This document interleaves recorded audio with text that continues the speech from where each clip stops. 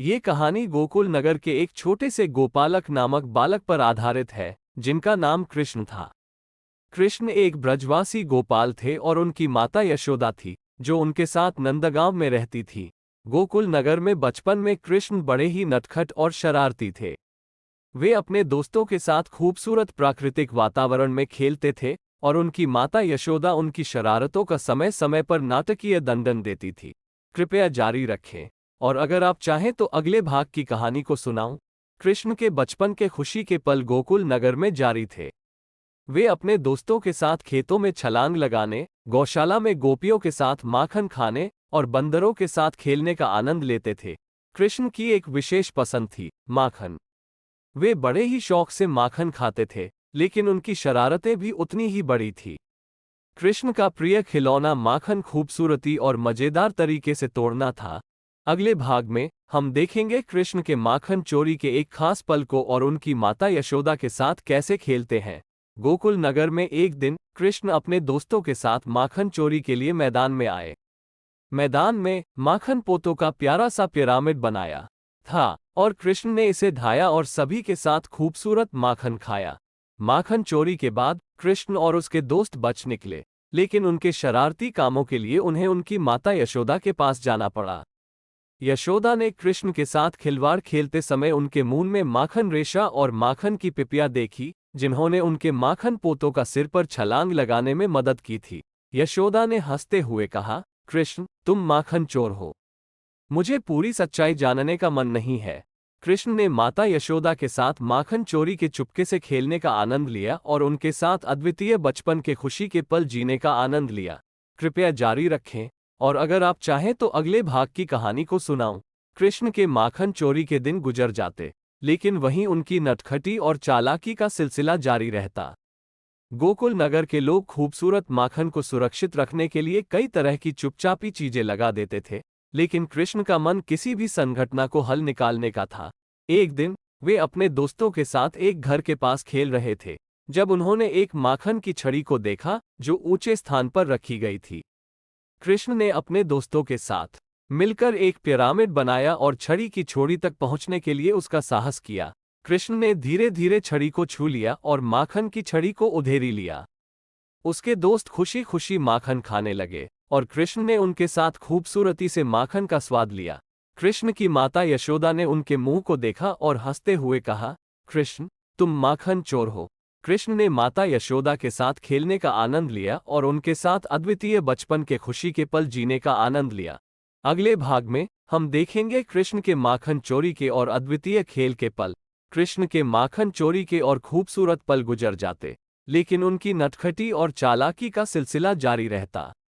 गोकुल नगर के लोग खूबसूरत माखन को सुरक्षित रखने के लिए कई तरह की चुपचापी चीजें लगा देते थे, लेकिन कृष्ण का मन किसी भी संघटना को हल निकालने का था।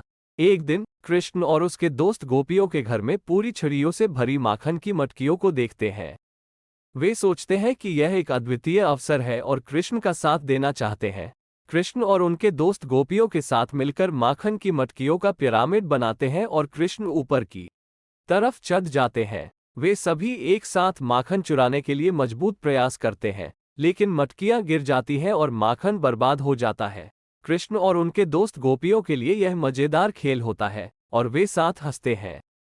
कृष्ण के माखन चोरी के और अद्वितीय खेल के पल गोकुल नगर के लोगों के लिए यादगार और हर्षभरे होते हैं। इसके साथ ही कृष्ण का माखन चोर अवतार उनके लीला और मनोरंजन के साथ उनकी दिव्यता को भी प्रकट करता है, जिन्होंने उन्हें भक्तों के द्वारका के राजा के रूप में जाने जाने वाले थे। कृष्ण के माखन चोरी के मजेदार और अद्वितीय खेल गोकुल नगर में अगले दिनों भी जारी रहे और उनके दोस्त गोपों के साथ वे अच्छी तरह से माखन का स्वाद लेते रहे।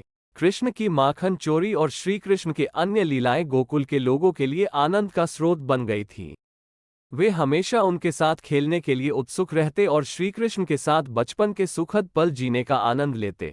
इस तरह माखन चोरी की कहानी गोकुल नगर में हर दिन बढ़ती जाती थी और श्री कृष्ण का अद्वितीय खेल और चालाकी उनके दिव्य स्वरूप को प्रकट करते थे।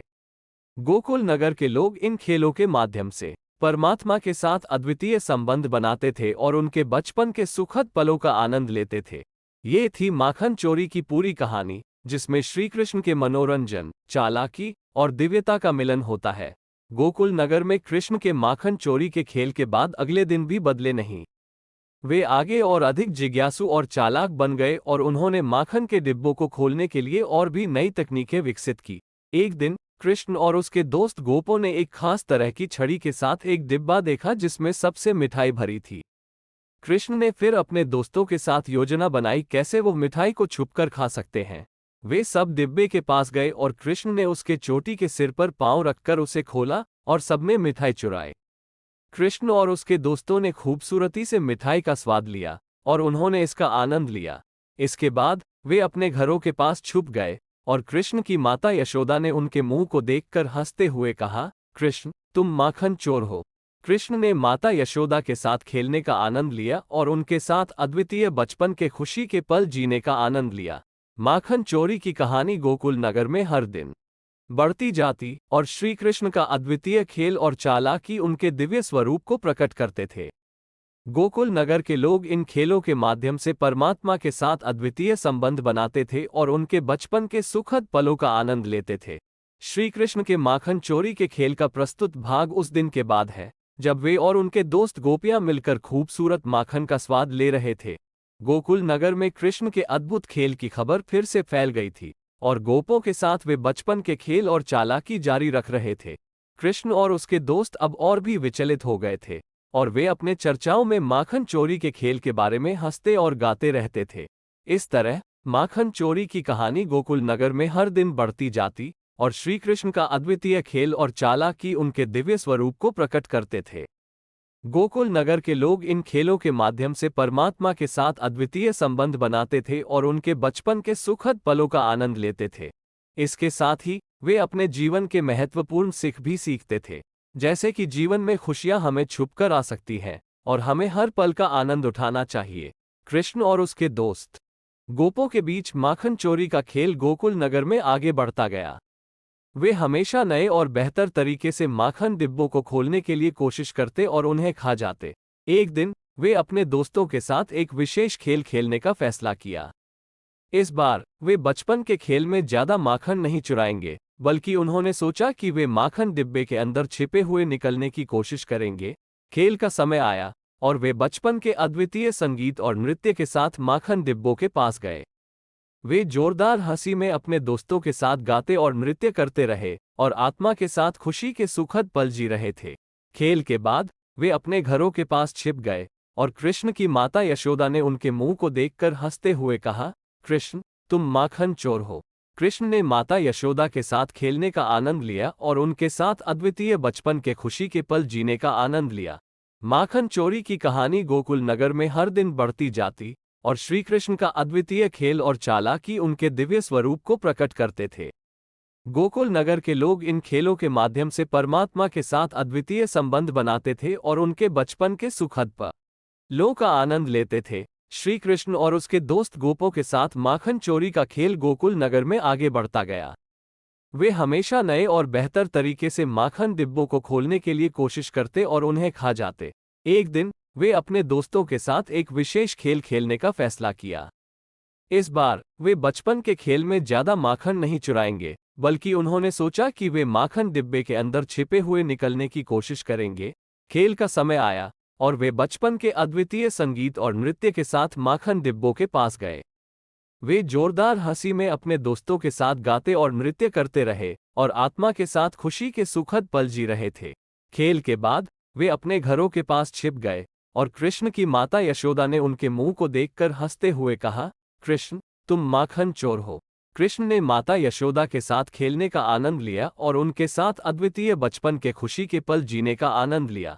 माखन चोरी की कहानी गोकुल नगर में हर दिन बढ़ती जाती और श्री कृष्ण का अद्वितीय खेल और चालाकी उनके दिव्य स्वरूप को प्रकट करते थे। गोकुल नगर के लोग इन खेलों के माध्यम से परमात्मा के साथ अद्वितीय संबंध बनाते थे और उनके बचपन के सुखद पलों का आनंद लेते थे। इस कथा के अंत में जब कृष्ण ने कालिया के सरोवर में नाग तंतु तोड़ दिया और उसे असुर स्वरूप से उद्धारण किया, तो गोकुल के लोगों ने उसकी अद्भुत शक्तियों को देखकर चौंक कर सीखा कि कृष्ण भगवान अपने दिव्य रूप में प्रकट हो सकते हैं। इस कथा से यह प्रमाणित होता है कि कृष्ण भगवान का अत्यधिक शक्तिशाली और परमात्मा का अवतार था, जिनका दिव्य स्वरूप और अद्वितीय करिश्मा हर किसी के सामने प्रकट हो सकते थे। उनकी महिमा गोकुल के लोगों को अपने आदर्शवादी और भक्तिपूर्ण जीवन के प्रति प्रेरित करती थी और उन्हें परमात्मा की ओर अधिक प्रवृत्त करते थे।